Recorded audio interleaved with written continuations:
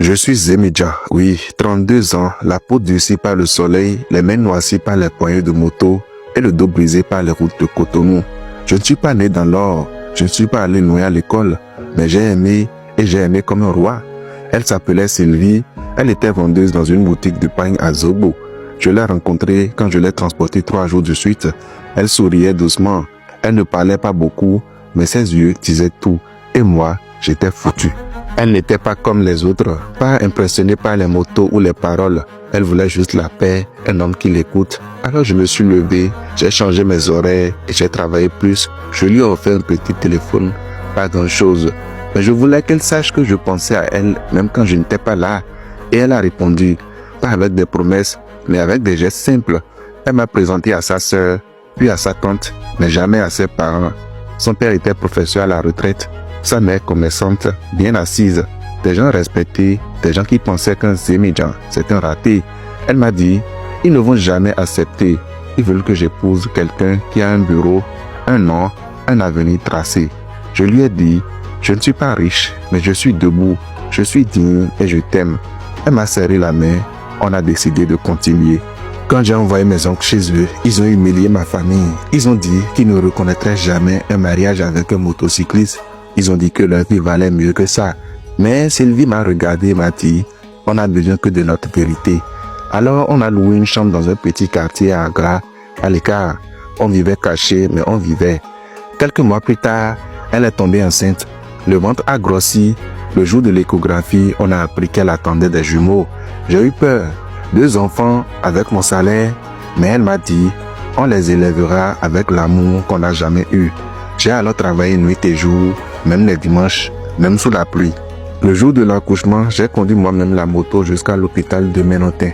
Elle souffrait. Je me souviens de ses cris, de son regard qui me cherchait entre 2 contractions. Elle est entrée dans la salle et moi, je suis resté là, dehors, assis sur le ciment, les mains tremblantes, priant Dieu, les ancêtres, n'importe quoi. Une sage-femme est sortie. Elle m'a dit doucement, on a fait ce qu'on a pu. Elle n'a pas tenu. Elle était partie, Sylvie, mon amour, ma promesse. Mais elle avait laissé 2 enfants, un garçon, une fille, des bébés prématurés. On les a placés dans la crèche néonatale sous surveillance. Je n'ai pas pu les toucher, je les voyais à travers une vitre. 2 petits corps trop fragiles pour comprendre la douleur du monde. Chaque jour, je venais à la crèche, je déposais un sachet de lait, un savon. Je regardais mes enfants derrière la vitre. Ils portaient des bracelets. La fille, on l'avait appelée Chantal. Le garçon, Jaurès. Je priais pour eux, mais le 5e jour, la directrice m'a fait asseoir. Elle a baissé les yeux. La fille n'a pas survécu. J'ai perdu pied. Mon cœur s'est vidé. Je ne savais pas comment pleurer, ni pour qui. Pour Sylvie, pour ma fille, pour moi. Jaurès est resté. Il tenait bon, fragile mais vivant. Je me suis accroché à lui comme un naufragé à un bout de bois. Je l'ai sorti de la crèche à sa 7e semaine. J'ai appris à lui donner le pain, à préparer ses bouillies, à deviner ses pleurs. Ma chambre, c'était plus une maison, c'était un temple, un lieu où je parlais à son âme, à celle de sa mère, à celle de sa sœur. Mais à 8 mois, il a commencé à vomir. Il ne mangeait plus, il pleurait sans son, il maigrissait à vue d'œil. Je suis allé dans 3 centres de santé, ils m'ont tous dit, il faut du sang. Il est anémié sévère, mais il fallait payer. Je n'avais rien, j'avais vendu ma moto, je marchais. J'ai frappé chez des gens, j'ai supplié des membres de l'église, mais beaucoup me disaient, tu n'avais qu'à écouter ses parents. J'ai fini par trouver un donneur. Malheureusement, c'était trop tard. Jaurès est mort dans mes bras, pas dans un lit propre, pas dans un berceau, mais sur un banc en ciment dans un centre mal aéré. Je l'ai enveloppé moi-même, je l'ai enterré dans le coin d'un cimetière réservé aux enfants abandonnés. Mais ce n'était pas un abandonné, c'était mon roi. Aujourd'hui, je suis redevenu Zem. Les gens me voient passer, ils pensent que je suis juste un chauffeur en gilet jaune. Mais sous mon casque, j'ai un deuil que personne ne peut imaginer. Un silence que rien ne peut remplir et une colère que je retiens parce que Sylvie ne m'aurait pas laissé sombrer. Après l'enterrement, j'ai disparu un moment. Je suis allé loin, là où personne ne me connaissait. Un jour, j'ai croisé le père de Sylvie par hasard. Il m'a regardé sans un mot. Ses yeux avaient changé. Ce n'était plus de l'orgueil, c'était du vide. Si je savais que tout ça allait finir ainsi, il a murmuré.